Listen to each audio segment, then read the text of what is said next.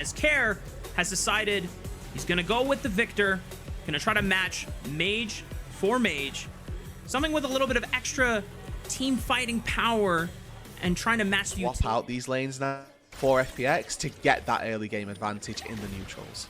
Sure thing. And Care might be in trouble trying to crash this wave, but Doinby's now going to set up a gank alongside Aki, and he's just got nowhere else to go. A clean route from NG, and it really put FPX behind. This time, it did come at the cost of Doinby's ultimate, but Care is still doing a decent job of making sure not to fall too far behind. It does end up in Grubs going over to NIP, but FPX will trade the Dragon for it.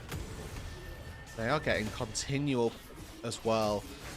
So this Corki is going to be quite the threat to think moving through this game. Has opted into the tier, so get up nice and early. There are rumors as well of this new where you just tier, you go Essence Reaver and sort of see for you. Takes about the same amount of time, and it is a lot more expensive in terms of a build path to go for, but can hit very, very hard as we move later on. Regardless, not going to be the case this time around, as we'll get to see whether or not this tier and the Trinity Force that's likely going to come with it comes as a product of the turret, the platings, or some as so far for old largely even. Only real difference jungle duo where Aki Doinby only able to take down Care, but also farming up quite well. Also, Sejuani spending a significant amount of time just making sure that there is pressure down on the bot side, and this turret is...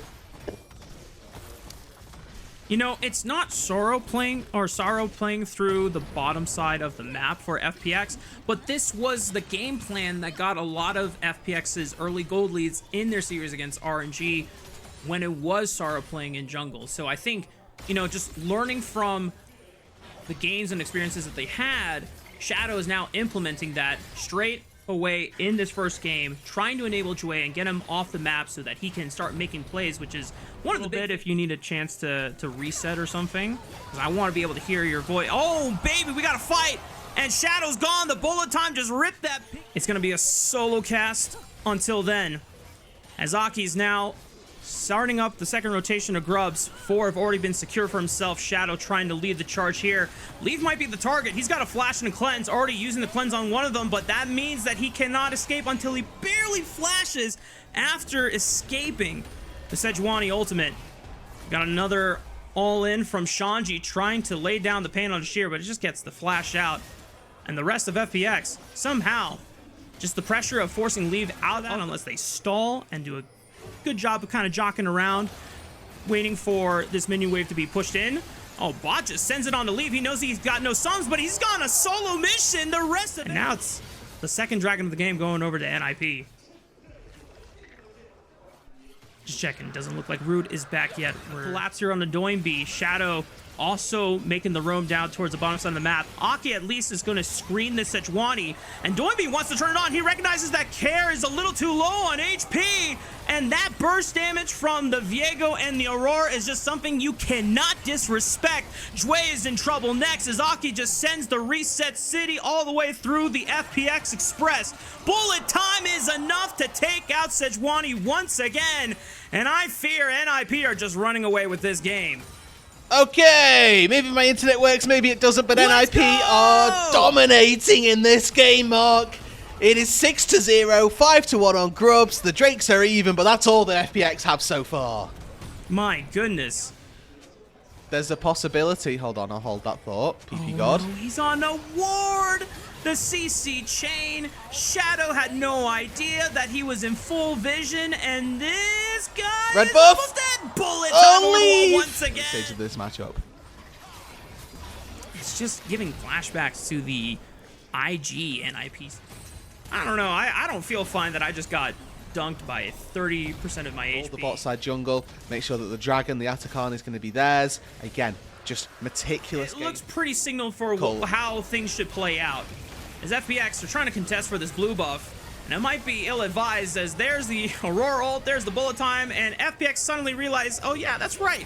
This jungle quadrant does not belong to us anymore, and that comes at the cost of 1 in 100. Again, isn't it? So much more. Well, there's just so few opportunities to enter through bot, but they've lost ball. They're going to look for the engage. PP God is the first one in. The bullet time looks so beautiful as the rest of FPX are forced to scatter, but wait a minute. They get the first reset for Aki, and now things are really going to be closed down for Shop. FPX just got no fuel left in the tank. It looked bright for 1 second when they got the first kill onto PP God, but the rest of the dominoes fell, and NIP sweep all 5. And you'll be happy to sacrifice your Leona if you're going to get 5 kills and an Atacon as well. You know the game state's bad when Leave is ulting you in the opposite direction to his base. All of FPX's throats.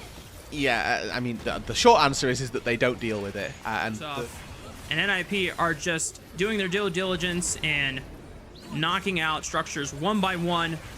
Dwayme's going to send it. Bullet time rips through the front line once again. Yeah. Good night shear. And maybe they get one on a PP God as he tanks up a lot of turret damage. It's just not enough to get a kill back over to FPX for Mercy. This inhibitor will fall, and it looks like a teleport is coming in. As no, oh nope, that's the Otacon GAs.